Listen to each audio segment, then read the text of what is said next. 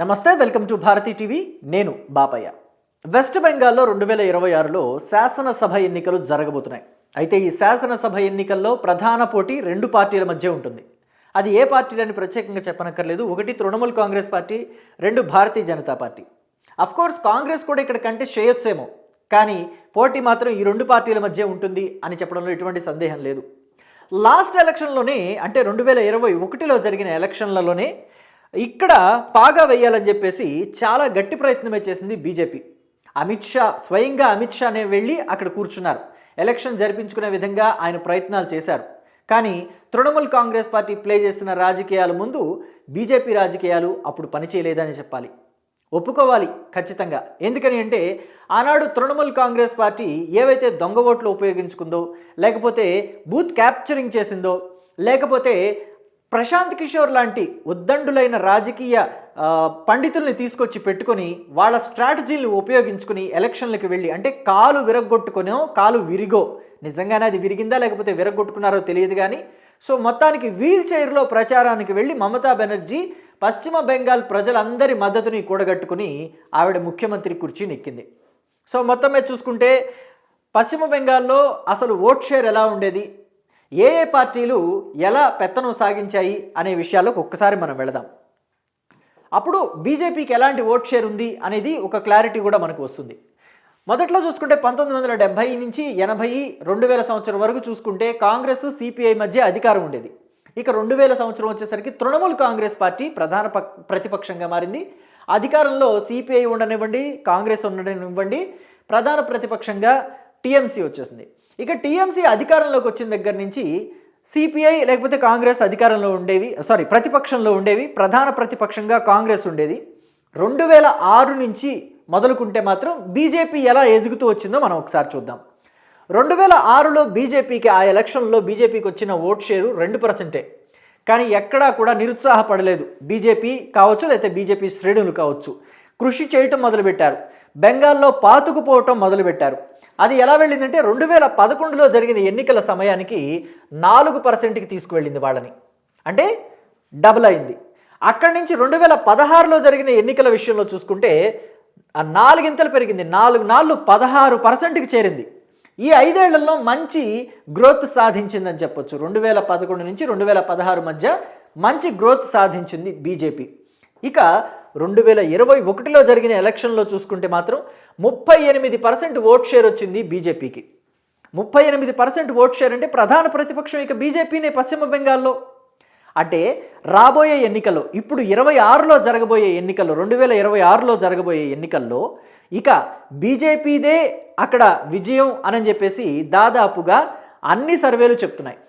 అందుకనే ఈ విజయ అవకాశాన్ని పోగొట్టుకోకూడదు అని చెప్పేసి ప్రధానమంత్రి నరేంద్ర మోదీ అలాగే అమిత్ షా ఇద్దరు కూడా వాళ్ళ స్పెషల్ టీమ్స్ని అక్కడికి పంపించారంట. అంటే వాళ్ళిద్దరికి పనిచేసే, ఎలక్షన్కి పనిచేసే టీమ్స్ ఉంటాయి కదా, ఆ టీమ్స్ని పశ్చిమ బెంగాల్ పంపించారు.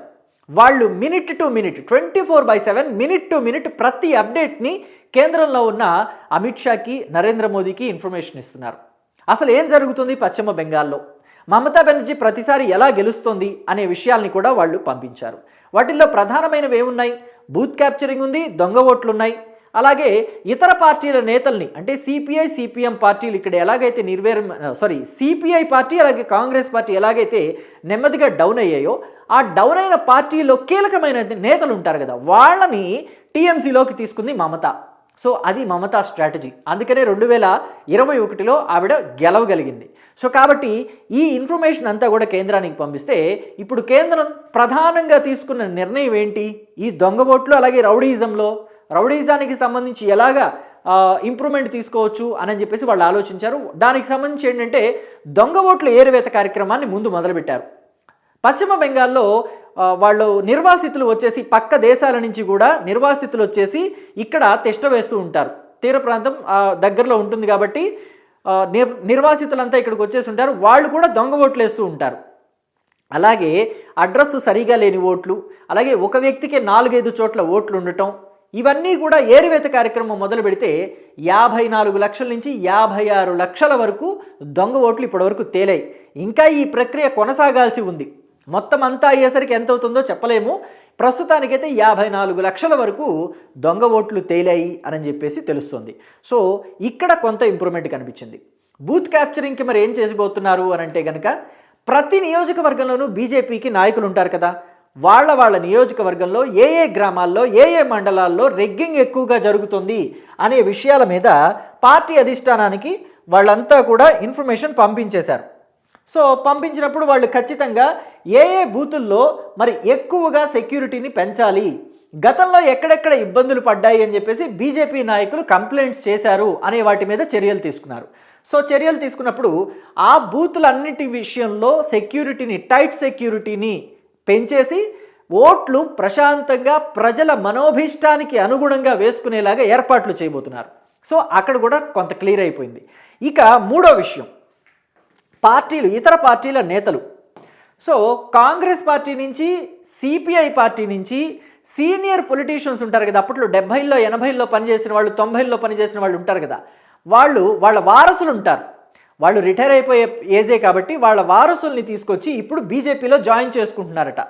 సో ఆపరేషన్ ఆకర్ష అనేది చేపట్టారు. సో దానివల్ల ఇప్పుడు తృణమూల్ కాంగ్రెస్ పార్టీకి పెద్ద దెబ్బే పడుతుంది. రాబోయే ఎన్నికల్లో ఓట్లని ఎలాగ మనం ఇతర పార్టీల నుంచి కూడా తీసుకోవచ్చు అనే దాని మీద బీజేపీకి ఉండే స్ట్రాటజీ వేరే లెవెల్. అది ఖచ్చితంగా తృణమూల్ కాంగ్రెస్ పార్టీ రీచ్ అవ్వలేదు ఆ విషయంలో. సో కాబట్టి ఖచ్చితంగా విజయ అవకాశాలు బీజేపీకే ఎక్కువగా ఉన్నాయి అని చెప్పేసి అందరూ కూడా ముక్తకంఠంతో చెప్తున్నారు. అయితే మరి ఎన్నికలు జరిగితే కానీ ప్రజల మూడ్ ఎలా ఉంది అనేది చెప్పలేము. ఎందుకంటే ఓటు వేయటానికి ఆ ఈవీఎం మిషన్ మీద వెళ్ళేంత వరకు కూడా మనసు మారచ్చు. వెళ్ళిన తర్వాత ఇక నొక్కితే ఏం చేయలేం, కానీ నొక్కక ముందు కూడా మనసు మారి, అంటే బీజేపీకి వేయాలనుకున్నది తృణమూల్ కాంగ్రెస్కి వేయచ్చు ఓటు, లేదా టీఎంసీకి వేయాలనుకున్నది బీజేపీకి కూడా వేయచ్చు. సో ఓటరు మనసు ఎలా ఉంటుంది, మారుతుందా లేదనే చెప్పలేం. కాబట్టి సో అప్పటి వరకు మాత్రం ఆగి తీరాల్సిందే. సో ఏమవుతుందో చూద్దాం. 2026లో అధికారంలోకి బీజేపీ వస్తుందా లేకపోతే టీఎంసీ వస్తుందా తెలియాలంటే కొన్నాళ్ల పాటు వేచి ఉండాల్సిందే. Thank you.